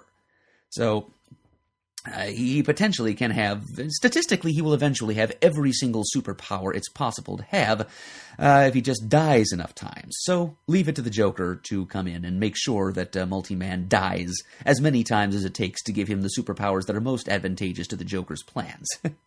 So he dies dozens of times in this first issue alone, poor guy, and then I shouldn't really be laughing at this, but that's kind of the whole point of a Joker last laugh titled series. Later on in the miniseries, a couple of the good guys get a hold of him and end up subjecting him to the same torture that the Joker subjected him to, just to make sure that he acquires the powers that he needs to get the main players out of the jam they end up in. And, well, speaking of said jam, I don't really intend to return to the Last Laugh event in much depth in future installments of the Time Bubble, so I may as well give you a rundown of what happens in the rest of the miniseries. Basically, as a result of Black Mass's powers, the entire prison building is sucked into a singularity. It leaves the reality of the DC universe briefly and is stuck in limbo. And so those heroes who are stuck inside have to do what they can to undo this, which they do. Before that happens, though, the Joker manages somehow to release cloud seeding pods to cause it to rain Joker venom in a few concentrated areas, which results in various Jokerized villains popping up elsewhere in the DC universe than just inside the slab. Something of a contrivance, and it's an excuse to get a wider range of DC Comics heroes and their monthly titles involved in this month-long event. Really, the whole event really wasn't thought out as well as it could have been, in my opinion. But that's how we ended up with Jokerized villains for the rest of the DC universe to deal with, rather than just the few that take the offensive and go into the slab to try and put the riot down. But so after that happens, the prison disappears into another dimension, and thanks to the actions of the heroes taking advantage of Black Mass's powers and Multi-Man's powers, they're able to return the slab to the DCU. The major upshot, the only really significant consequence of this miniseries, the only thing it really changed was that the slab was moved from its former island location to the Shackleton Ice Shelf in Antarctica. That's where it popped out of the black hole. And that is where it remained at the end of the miniseries. Then somewhere in there, the Joker and some of his followers managed to escape the slab. I guess they probably did that before it went into the black hole. But they end up in a cathedral in Gotham City, and that's where the final confrontation with the Joker takes place. And in advance interviews, which I probably read in Wizard magazine since as of 2001, I'm pretty sure I still had a subscription, Chuck Dixon said of this miniseries, "I can promise you that the Joker dies." And sure enough, he does, but only for about 5 seconds. He has a near-death experience. Heaven, of course, rejects him, and he pops right back to life. So a little bit of a disappointment there. So, surprise, surprise, the joke's on all of us, not only for the fact that Joker's death lasted only 5 seconds, but also, guess what, the joke's on the Joker, because it turns out that this whole thing could have been avoided. The Joker's terminal brain tumor CAT scan readout was falsified by the prison doctors in a seriously erroneous theoretical attempt to pacify the Joker. They thought that once he learned that he was going to die, it would render him docile. And as a result, hundreds of people, including a whole bunch of innocent prison guards, unnecessarily died. Ha ha ha. So yeah, the whole thing could have been avoided. And it ends with, apparently, this jury-rigged version of the Joker Venom formula, unlike the version that afflicted the Joker in the first place, is curable, so all the Jokerized villains could be returned to normal and put back in their cells, and the whole DC universe can keep on spinning as if pretty much nothing happened. So the event ends not with a bang, but with a titter, a weak pity laugh. A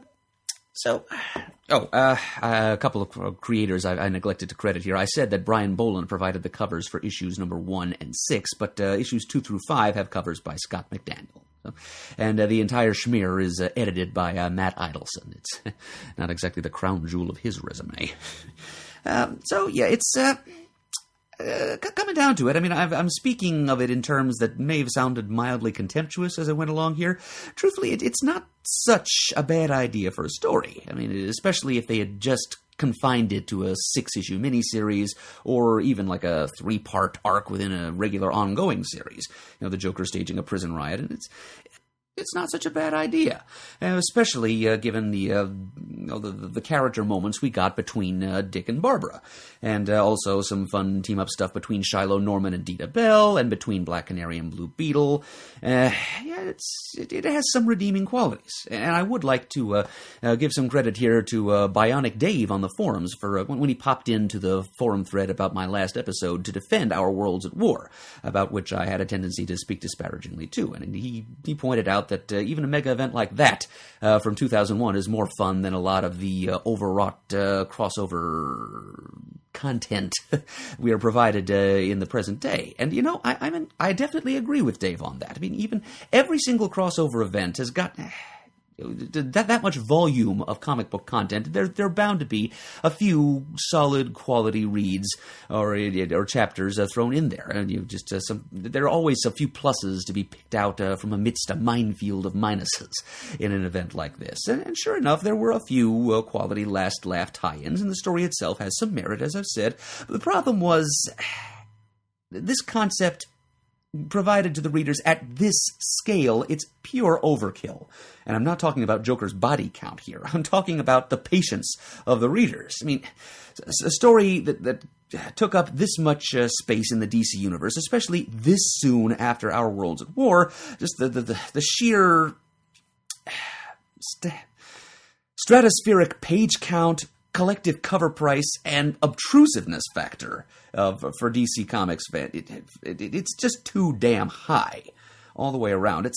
I really see this story being done the way it was done, and at the time it was done, as an origin point for what is now called event burnout. I mean, I know the DC fandom of the time spoke out as vocally as they could at that time. You know, the internet was getting into full swing. There was plenty of opportunities for people to leave feedback cybernetically. Social media hadn't really ascended yet, but the response from the fans was loud enough that DC got the message, and this was they kind of declared a moratorium on events after this. You know, it was kind of the 1-2 punch of Our Worlds at War and The Last Laugh that led them to say, all right, let's not do line-wide saturation crossover events again for a while. And it was about 4 years, until roughly the time of Infinite Crisis and the mini-series that led into it. It wasn't until then that DC tried something of this scope again. So yeah, it was overkill in that sense, but also in another way, because, you know, beyond the whole event burnout thing, it was just over-milking a concept, as is too often done in comics and in marketing in general, really. If you discover something that consumers enjoy, you try to duplicate it over and over again until, you know, whatever made that concept special is hopelessly diluted or attenuated and the market oversated. And the idea kind of has to be left alone to there needs to be a cooling off period for its appeal to recoup or regenerate. And that's pretty much what they did with it. They gave us too much Joker, okay? The thinking was apparently, gee, if the fans love one Joker, then dozens of Jokers will really knock 'em dead. And so that's why we ended up with green-haired, giggling versions of various DC supervillains whose appeal lay elsewhere. I guess the thought was that if they were Jokerized, they'd be even more dangerous and interesting, and maybe in some cases, but truth to tell, without being able to explore how the Joker's insanity affected a particular character's psyche in detail, if a big crowd of people cackling like the Joker was just kind of annoying. So that is where the tie-ins kind of had some merit. You know, if you were interested in one particular villain and you wanted to see how Joker lunacy might specifically skew that character and his or her behavior, and that character happened to be appearing in Joker form in one of the tie-ins, well then sure, go ahead and buy that tie-in. That could be fun for you. But it's taken in sum, it was all just too much. too big an event and too much of the good thing that is the Joker. And as a result, DC laid off crossovers for several years, and also we didn't really see much of the Joker for the rest of the ensuing year of 2002. I think he made a couple of appearances in the Bruce Wayne murderer/fugitive storyline that ran through the Bat books, but just fairly unimportant cameos. I mean, so the Joker kind of laid low for a while, so that people could get a chance to get this event out of their heads. So there you go. Joker: The Last Laugh didn't exactly leave him rolling in the aisles. So there you go. And now I did, all that said, I did actually buy into a decent number of the Last Laugh crossovers, for the reasons I stated. I thought it would be interesting to see how the Joker Venom might affect certain DC characters. And I'm kind of going to use that as a segue into the concluding section of this installment of Murd's Time Bubble, which is always given over to what I alternately refer to as quick pops or tiny bubbles. That's basically just mini pellet reviews, just quick offhand mentions. It's like a lightning round of a bunch of other comics from around the same time that I'm focusing on here, the concluding months of 2001, that I just didn't think quite merited a full-length review. So I'll just give them quick scattershot mentions here. And we're beginning there with a handful of the tie-ins to Joker: The Last Laugh, including what may be the most important of them, a 64-page Secret Files and Origins special. Now that contains a somewhat lengthy lead story by exactly the same creative team as Joker: The Last Laugh #1, Scott Beatty and Chuck Dixon writers, Pete Woods penciler. Yeah, he penciled the first issue. And it's basically a zero issue. I get the impression that this story was maybe cut out of the original script for Joker: The Last Laugh #1 because it was running long. But it gives you a rundown and a lead-up to the events of Joker: The Last Laugh #1, which kind of begins in medias res, where Dick and Babs are already at the Crab Shack, and the Joker is already leading the riot at the slab. So it really would, if you're interested in reading this story, try picking up this issue and reading that first. There is also, for you fans of Cameron Chase out there, there is a story of Cameron Chase and one of her partners in the DEO interviewing a bunch of the Joker's past victims to try to build a psychological profile on the guy. And that story is written by the Chase's creators, Dan Curtis Johnson and J.H. Williams III, script by Johnson, pencils by Williams III, and Mick Gray doing the inks. So if you're a Chase completist, seek that story out. And there's also a couple fun little gag strips, 1 or 2 pagers by various creators, appropriate for a Joker SFO special. And also, as also is always found in SFO specials of this period, profile pages, who's who entry style fact sheets about different characters involved in the Last Laugh event, including maybe half a dozen completely original new DC villains created for this purpose, ad hoc, who were subsequently Jokerized and subsequently pretty much forgotten about and never seen in DC Comics again. I don't know, Chuck Dixon might have used 1 or 2 of them in issues of other DC Comics that he would go on to write, but for the most part they're just throwaways. I don't know why they bothered to waste the ink of giving them profile pages, but there you are. So, Joker: Last Laugh, Secret Files and Origins. Also, probably the most important crossover in the entire checklist of crossovers, Nightwing #62, which was actually written by Chuck Dixon. It's one of the few crossovers of The Last Laugh that actually advances the main plot, and it involves Nightwing breaking into the slab to try and take down the Joker and his followers. And as he does so, the internal monologue treats us to some extended flashbacks running down Dick's entire history with the Joker, including his maiming of Barbara Gordon, of course. And all of this is told through some pretty sharp-looking artwork by Staz Johnson, penciler, and John Lowe, inker. So that's another one that I would recommend. A few other entries from the first wave, the first week's worth of Joker: The Last Laugh crossovers. We have Superboy #93, in which Superboy is forced to play the fool to entertain a Jokerized creeper. And as fans of the DCU know, Steve Ditko's Creeper is similar to the Joker in many respects. The green hair, the manic laughter, the somewhat daffy outlook on life, especially in later Creeper stories when the Creeper's powers are shown to be driving him literally insane, making him even closer to the Joker than ever before. When he gets exposed to Joker venom, interesting effect it has on him. It turns his skin kind of a very pale, sickly yellow instead of flat-out white, and instead of making him crazier, it kind of makes him stony and impassive and dour and completely humorless. It makes him, wait for it, a Grim Creeper. And he threatens to murder everyone in the Daily Planet building unless Superboy and members of the Daily Planet staff can keep him amused.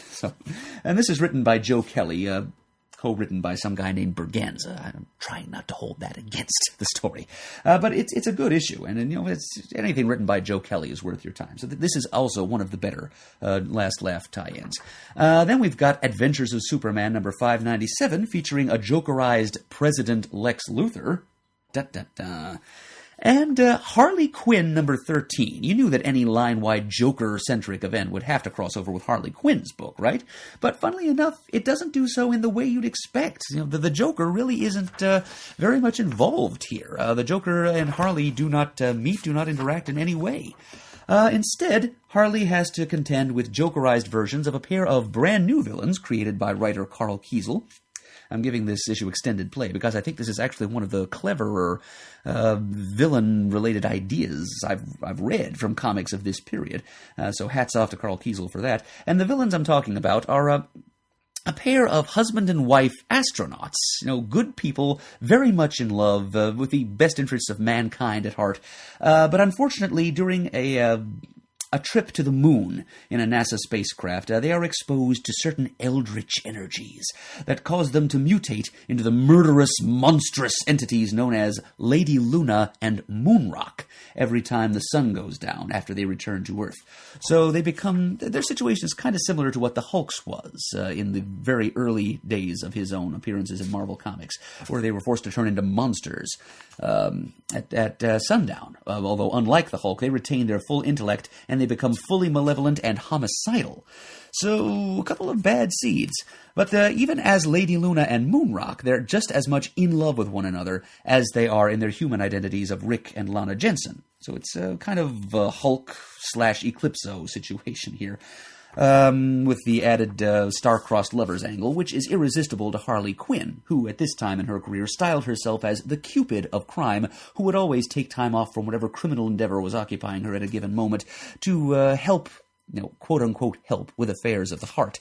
Here, she uses her expertise in biochemistry to try to come up with some kind of chemical remedy that would stabilize the Jensen's condition and allow them to be together more of the time. Now, but unfortunately, along the way, Lady Luna and Moonrock get dosed with Joker venom, which interferes with the chemical preparation that Harley Quinn gives them, and it throws off its effects, so that it doesn't really cure either of them of their demonic, monstrous personas. It just kind of alters the way that they're released. It alters their biorhythms in such a way that Rick Jensen will now transform into Moonrock at sunrise, while his wife remains human, and then Lana Jensen will turn into Lady Luna at sunset when Moonrock reverts to his human guise. So both couples, both the human and the monstrous versions of these same lovers, will be forever tragically separated from one another. There'll always be one benevolent human and one malevolent monster, forced to tolerate one another despite their utter loathing for each other, because they know that the person or monster that they respectively love is trapped within the body of this loathsome other. So Harley Quinn succeeds, thanks to a little unwitting aid from Mr. J, in not helping but completely screwing up not one but two beautiful romances. You're welcome. So yeah, and I kind of wish that those characters, they would have been fun to play with, but I don't think they turned up. They might have been in future issues of Harley Quinn. I haven't read all the way to the end of Carl Kiesel's run yet, but I kind of think that they don't turn up again, and I'm pretty sure that no other writer bothered to use them, and it's a shame because it was a fun idea to play with, and to think that it came out of Joker: The Last Laugh. All right, a few other quick pops to share with you here before we wrap this up. I've got the only non-Marvel or DC comic I have to mention to you in this episode, Alan Moore's Glory Preview Edition. This is published by Avatar Press in 2001, which was only like about a 5-year-old company back then. And this is basically just a few, like 3 or 4 black and white preview pages that they managed to slap between a cover and put on comic store shelves at $1.99 cover price. And somehow I got suckered into paying that much for it. But anyway, though, Alan Moore's take on the Glory character is it's worth mentioning, and I hope to go into it in more detail when some actual content finds its way to the top of my review pile in a future episode. So hold that thought. Then, from having given some time to Marvel's Marvel Team-Up series, I've got a few Bronze Age issues of my favorite team-up comic, DC's DC Comics Presents. Numbers 5, 6, and 7 from the first year of that series run. Issue number 5 teams up Superman with Aquaman as they try to free the twin Atlantean cities of Tritonus and Poseidonus from the clutches of Ocean Master and his giant telepathic jellyfish monster. Issue 6 treats us to punch-drunk Hal Jordan deputizing Clark Kent as a Green Lantern.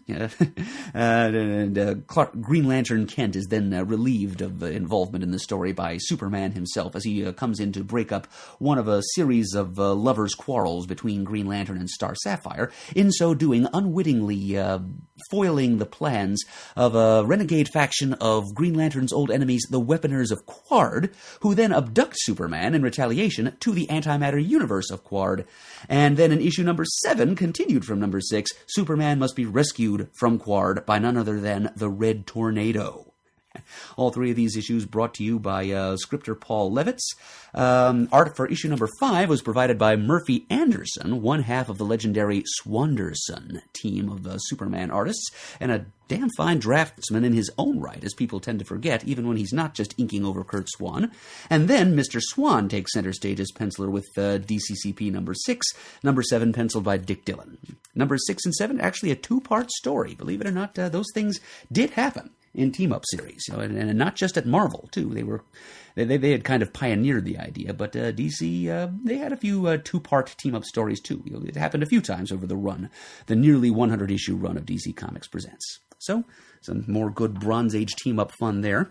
Then I've got another issue of Jeff Johns' Flash run.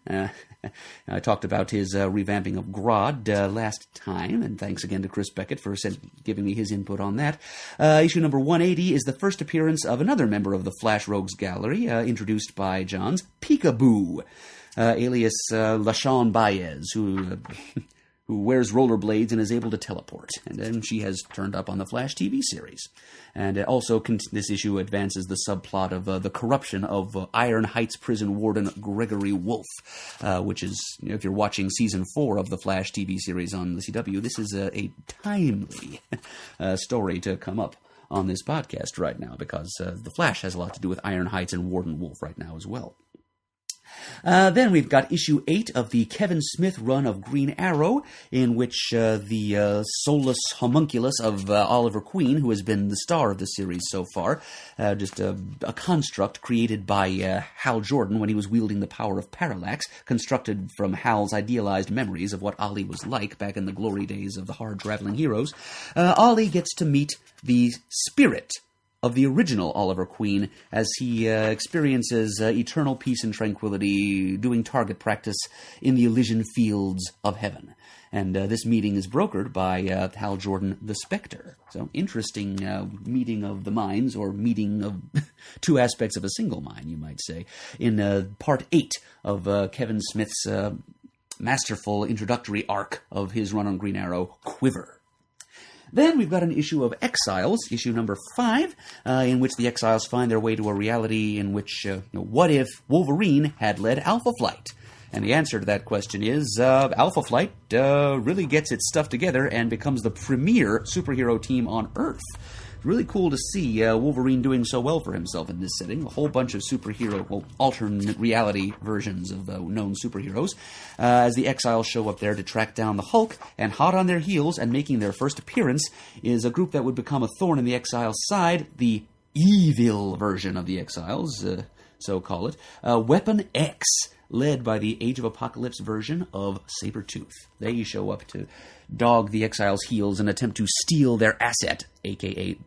The Hulk of this Alpha Flight reality, out from under their noses. So another entry from the original Judd Winnick run of Exiles there. Good stuff. Jim Calafiore art, inked by Mark McKenna. Then we have JLA number 60, cover dated January of 2002, actually hit shelves in November, just in time for Christmas, because this happens to be a Christmas special. Now, this is from the Mark Waid run on the JLA title, and it features Plastic Man telling a holiday story to the young nephew of Plastic Man's sidekick, Woozy Winks, about that one time that Santa Claus joined the Justice League to help bring down the archdemon Neron, who is a character that Mark Waid created, and that he's therefore entitled to treat in as disrespectful and silly a manner as he chooses. And this story, coming as it does from the imagination of Plastic Man, is quite silly indeed. But it's a good, entertaining Christmas time read, a good holiday stocking stuffer. And finally, I've got another issue in the much-beloved Phil Jimenez run on Wonder Woman. It's issue number 174, cover dated November of 2001.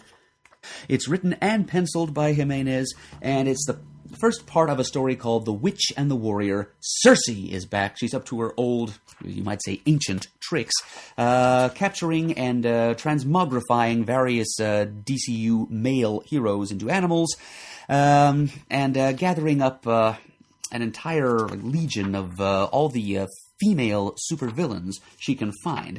So, of course, Wonder Woman responds by gathering up a legion of all the female superheroes she can find to go out and redeem their male colleagues from Circe's clutches. It's a really cool sort of blowout story here, which is sort of the beginning of the end for Jimenez's run on the character, which, as I've said a couple times before in this podcast is superlative superhero stuff. I'll give it another shout-out here at the beginning of one of the most enjoyable and fangasm-filled entries in that run. And that will exhaust the cargo hold of the Time Bubble for yet another fun-filled trip through the comics time stream. I thank you all for joining me on this junket. I hope you had fun along the way. I hope it's been a nice ending to your week here. Busy, fun-filled holiday week that it's been. In conclusion, I'd like to ask all of you if you have the time and inclination to stop by thecomicforums.vanillaforums.com to leave whatever feedback you might happen to have about this episode and all the various topics I addressed therein. Comments, criticisms, questions, all are welcome and all are valued, I assure you. Lest I forget, this is the 30th episode of Murd's Time Bubble, and those of you who've been listening for a long time will probably remember I've made it kind of a personal tradition of mine to close out every decennial anniversary episode, every multiple of 10, with a little musical outro. It's a tradition that was suggested to me years ago by a listener named Carl, whom I thank for that once again, and I sort of try to choose tunes that are appropriate in one way or another to the theme of the podcast, or that I just like. What the heck? It's, as my friend and colleague Pants likes to say, it's my hill and my beans. And so I leave you at the end of this episode with a selection, the appropriateness of which I think will be pretty quickly apparent. So, thanks for bearing with me once again for this trip through time, and as always, I will wait patiently until I am speaking to you next time. Unless, that is,